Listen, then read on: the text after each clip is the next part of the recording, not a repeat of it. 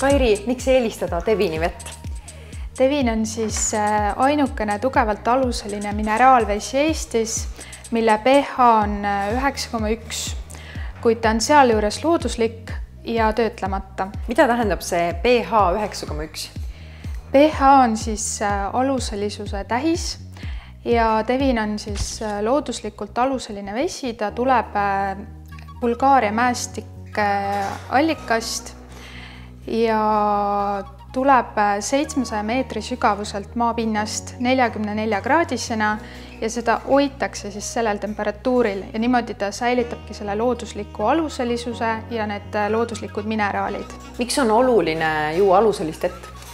Aluseline vesi siis aitab tasakaalustada organismi nii-öelda siis ülehappelist keskkonda.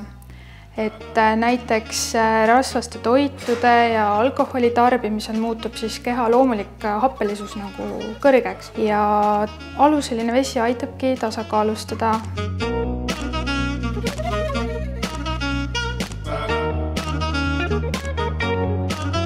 Kuna teil on täna aiapidu, siis teen teile maitsva ja tervisliku suvejoogi. Seda valmistada on väga lihtne. Selleks siis valan pool kannu keedetud vett, mis ei pea olema keedetud Devini vesi. Lisan siia ingveriviilud ja lasen kuskil 15 minutit seista. Ja nüüd lisan siia siis mõned tilgad laimimahla.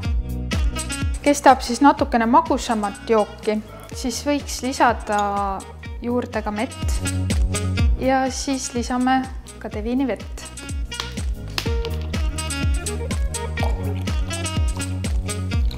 Mille poolest see roheline erineb siis sellest teisest? Roheline on karboniseeritud vesi, et siiski mõnedele inimestele meeldib mullidega vesi ja siis on Devini vesi karboniseeritud kujul ka olemas.